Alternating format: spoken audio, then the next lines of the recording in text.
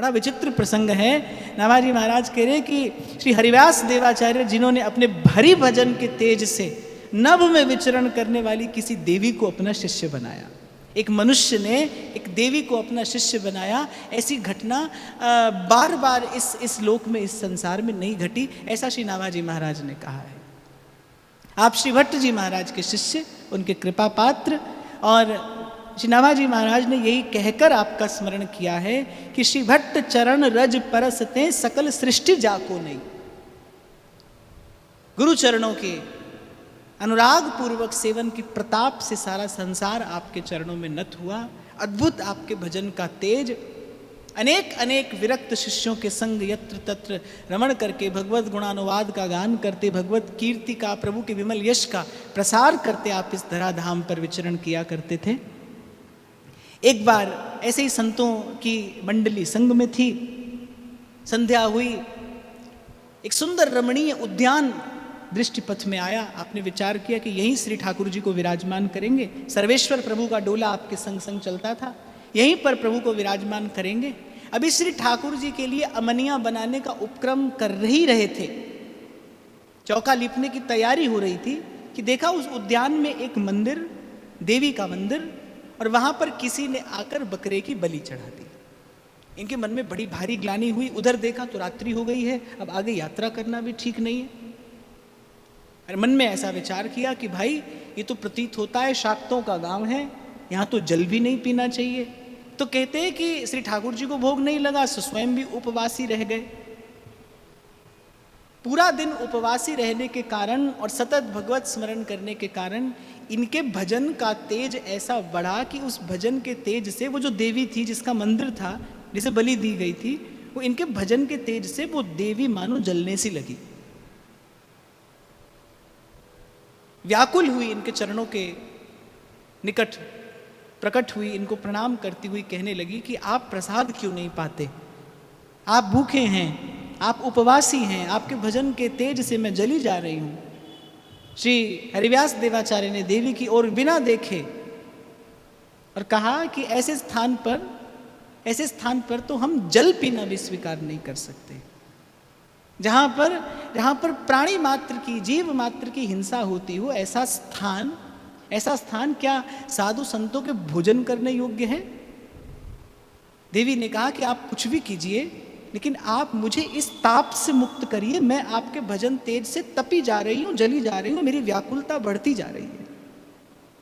श्री हरिव्यास देव जी ने मन में विचार किया और कहा कि ठीक है, यदि तुम दीक्षा लेकर वैष्णव हो जाओ और इस समग्र ग्राम निवासियों को यही उपदेश दो कि प्रभु का भजन करें, तभी हम यहाँ पर भोजन बनाकर अपने प्रभु को निवेदन कर सकते हैं और प्रसाद ग्रहण कर सकते हैं। कहते देवी ने तत्काल उनकी बात स्वीकार कर ली। इसीलिए नाभाजी ने महाराज ने लिखा, खेचर नर की शिष्य निपट अचरज यह आवे। कहते बड़े आश्चर्य की बात है कि नव मंडल में विचरण करने वाली देवी किसी मनुष्य की शिष्या हो गई, लेकिन प्रताप किसका है? हरि के भजन का प्रताप है। हरिव्यास तेज हरि भजन बल देवी को दीक्षा दी। देवी ने तत्काल उनकी आज्ञा स्वीकार कर ली, वैष्णवी दीक्षा इनसे प्राप्त की, और वो जो ग्राम का, नगर का स्वामी रहा होगा, कहते उसी समय देवी जाकर उसकी छाती पर सवार उसको पटक पटक कर मारे। वो बेचारा व्याकुल कि अरे अभी कल ही तो बलि हुई, अब क्या अपराध हमसे हो गया, अब कल ही तो आपका पेट भरा है, अब क्या अपराध ऐसा हमसे हुआ। अब देवी ने कहा कि उसी उद्यान में संत शिरोमणि श्री हरिव्यास देवाचार्य जी महाराज विराजमान हैं, अब वो मेरे गुरुवर्य हैं, मैं उनकी शिष्या हो गई हूँ, और मेरी तुम सबको आज्ञा है कि जाकर उनसे वैष्णवी दीक्षा ग्रहण करो और नारायण का भजन करो। अब तुम्हारे त्राण का केवल एक यही मात्र उपाय है। अब ग्राम पर तो भाई प्राणों का संकट आ गया, दौड़कर सब ग्रामवासी गए, महाराज के चरणों की धूलि मस्तक पर चढ़ाई। श्री हरिव्यास देवाचार्य जी ने सबको हरिनाम और भगवत चरणारविंद की शरणागति प्रदान की और उस समग्र ग्राम को हरि का भक्त बनाकर आगे बढ़े। इसीलिए भाई मुद मंगलमय संत समाजू, जो जग जंगम तीर्थ राजू।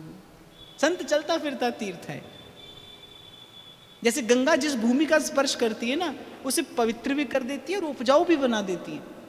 गंगा जल की ये महिमा है। ऐसे ही संत जिस ओर से निकल जाएं, और इसीलिए प्राय करके साधु संतों को एक ठौर पर ठाकुर जी रहने भी नहीं देते, यहाँ वहाँ विचरण करते हैं संत। मुद मंगलमय संत समाजू, जो जग जंगम तीरथ राजू। एक और बड़ी प्यारी घटना इनके जीवन की है। कहते कि जब ये श्री भट्ट जी महाराज के पास दीक्षा के लिए गए, तो इनके गुरुदेव ने इनसे पूछा कि हमारी गोदी में क्या दिखाई पड़ता है। तो इन्होंने कहा कि आपकी गोद में मुझे कुछ दिखाई नहीं पड़ता। तो श्री भट्ट जी ने आज्ञा दी कि जाओ 12 वर्ष तक गिरिराज जी की परिक्रमा लगाओ, उसके बाद दीक्षा के लिए आना।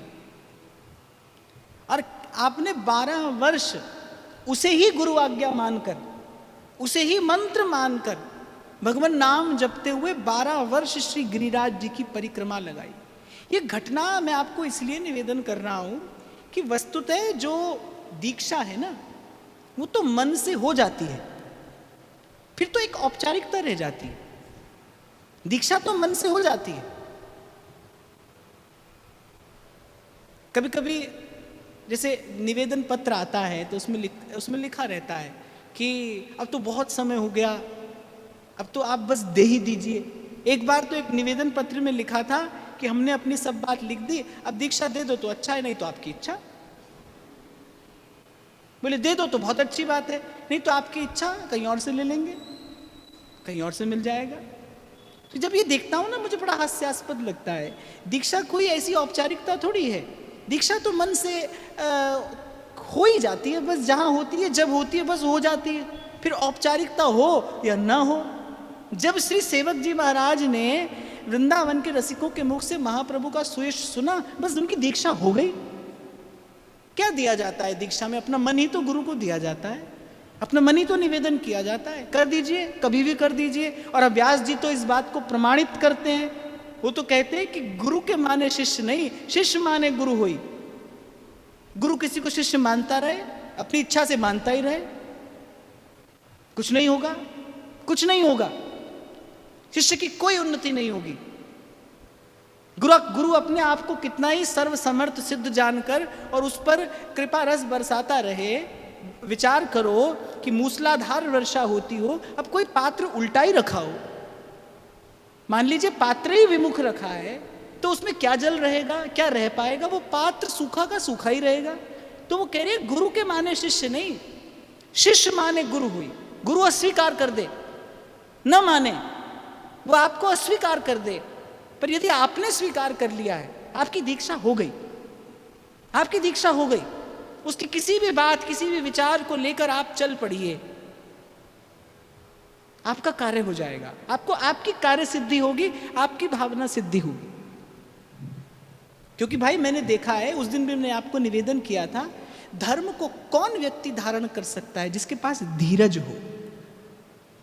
धर्म धैर्य के बल पर ही धारण किया जा सकता है। धर्म को धारण करने के लिए 2 बल चाहिए बाप जीवन में, एक धैर्य और एक सदाचार। इन दोनों में से कहीं भी आप चूके तो आप धर्म परायण नहीं हो पाएंगे, और धर्म परायण नहीं हुए तो प्रभु की दृष्टि आप पर नहीं पड़ेगी, क्योंकि भगवान तो धर्म के पक्ष में है। भगवान धर्म के पक्ष में। और मैं जब धर्म की बात कर रहा हूं तो मैं मनुष्य होने के धर्म की बात कर रहा हूं, मैं किसी अन्य धर्म की बात नहीं कर रहा। मैं इस परम धर्म की बात कर रहा हूं, सदाचार और धैर्य। सदाचार अर्थात गुरुजनों के अनुशासन में रहना। जैसे हमारे ध्रुवदास जी कह रहे हैं ना, भजन कुंडलिया में पग बाहर जिन देहु, कि आपके लिए एक भजन का मार्ग बना दिया गया, अब इससे बाहर पैर मत रखिए। इसे ही सदाचार कहते हैं। अपने गुरुजनों की आज्ञा में रहना ही सदाचार है। सदाचार और धैर्य, ये 2 बात चाहिए जीवन में धर्म को धारण करने के लिए।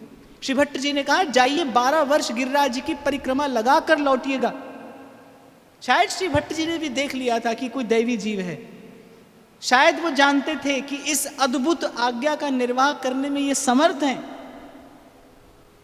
और कहते 12 वर्ष श्री गोवर्धन गिरिराज जी की परिक्रमा लगाने के बाद आए श्री भट्ट जी महाराज। उसी प्रकार अपने आसन पर विराजमान, जैसे ही प्रणाम किया, श्री भट्ट जी ने कहा अब हमारी गोदी में क्या दिखाई पड़ता है? और कहते हैं आपने कहा बसो मेरे नैनन में दो चंद, गौर बरन वृषभानु नंदिनी, श्याम बरन नंद नंद बसो मेरे नैनन में दो चंद। आपकी गोदी में बैठे प्रिया प्रीतम, बस यही रूप माधुरी मेरे हृदय में सदा सदा के लिए प्रतिष्ठित हो जाए, इसी के लिए आपकी कृपा दृष्टि स्वयं पर चाहता हूँ। अब आप एक बार इस घटना का थोड़ा दूर से खड़े होकर विचार करिए कि जब श्री भट्ट जी ने कहा कि जाइए 12 वर्ष तक प्रदक्षिणा लगाइए, परिक्रमा लगाइए गिरिराज जी की, तो आपको नहीं लगता कि उन्होंने लौटाया नहीं था, स्वीकार करके ही उनको ये आज्ञा दी थी। वो 12 वर्ष वस्तुतः उनकी साधना ही थी, गुरु की आज्ञा में रहकर। मैंने कहा ना, सदाचार और धैर्य, जो इन दो बातों को जीवन में धारण करेगा उसकी कार्य सिद्धि अवश्य होगी, उसकी कार्य सिद्धि अवश्य होगी। गुरुजनों की आज्ञा में रहिए और धीरज धरिए, धीरज धरिए। कहते हैं एक बार गोस्वामी विट्ठलनाथ जी के जीवन में ऐसी घटना घटी कि किसी कार्य से श्री कृष्णदास अधिकारी ने उनका दर्शन बंद कर दिया। तो दूर से श्रीनाथ जी को रोज पाती लिखते थे, बड़े आकुल व्याकुल होकर। श्रीनाथ जी ने कहा अधीर मत होइए, वर्षा तो समय आने पर ही होती है, मेघ तो समय आने पर ही बरसते हैं। फल मिलता है भाई, भजन का साधन का फल मिलता है, अवश्य मिलता है, इसी जीवन काल में मिलता है। और केवल आपको ही अनुभव नहीं होता, सारे संसार को अनुभव होता है, सारा संसार देखता है, सारी सृष्टि देखती है। इस प्रसाद का दर्शन सब करते हैं। दो बातें, एक सदाचार और दूसरा धैर्य। श्री भट्ट जी की आज्ञा में रहे, 12 वर्ष परिक्रमा लगाते रहे। अब देखा जाए, आप और मैं कभी कल्पना भी कर सकते हैं ऐसा धीरज धारण करने की? या तो महीना 2 महीना बड़े भारी पड़ जाते हैं। पर वस्तुतः श्री भट्ट जी ने दीक्षा तो दे ही दी, स्वीकार कर लिया। स्वीकार करने के बाद आज्ञा प्रदान की, उसे ही गुरु की आज्ञा, गुरु का मंत्र मानकर परिक्रमा लगाते रहे। और आपको नहीं लगता कि जब दूसरी बार श्री हरिव्यास देवाचार्य लौटे तब क्या वो साधक थे? अरे सिद्ध हो गए थे।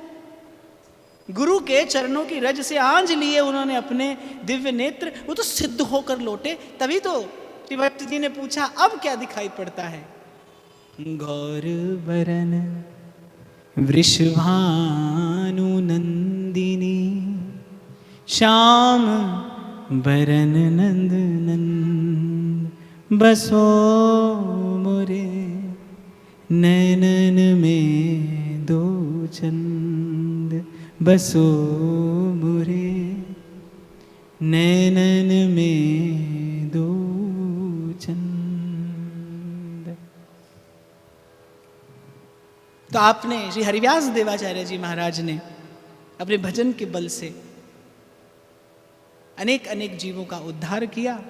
और कहते हैं योग्य अयोग्य पात्र अपात्र का विचार किए बिना सबको पावन किया, सबको पवित्र किया। भजन का अद्भुत तेज आपके मस्तक पर शोभायमान रहता था। और सब उन विरक्त संतों के मध्य आप ऐसे विराजते जैसे विरक्तों के मध्य नवयोगेश्वर विराजते हैं। आपके उस विरक्त स्वरूप की, उस दिव्य भव्य झांकी का भी श्री नाभाजी महाराज ने स्मरण किया है, उसे नमन किया है, प्रणाम किया है। निश्चित रूप से आप जैसे विमल भक्तों का चरित्र कहना और सुनना ये भगवत प्रसाद ही है। और इस प्रसाद से उर अंतर को निर्मलता, पवित्रता और भगवदीय भावना प्राप्त होती है। और हमारे ध्रुवदास जी तो कहते हैं हरि को निज जस ते अधिक भक्तन जस पर प्यार। और फिर भक्तमाल के तो श्रोता स्वयं गोपाल जी हैं। कथा के आरंभ में ही कह दिया जाता है हरिजु आए विराजिए, कथा सुनो इतिहास, तुम श्रोता भक्तमाल के, तुम पद रज मम आस। तो इन भक्तों की ये भक्ति भावना हमारे हृदय को भी रंग दें उस श्याम रंग में। इसी भावना के साथ आज की ये चर्चा, ये भाव, ये चिंतन श्री लाडली लाल जी के श्री चरणों में निवेदन करते हुए, महाराज श्री को प्रणाम करते हुए आप सबके हृदयस्थ प्रेम प्रभु को नमन।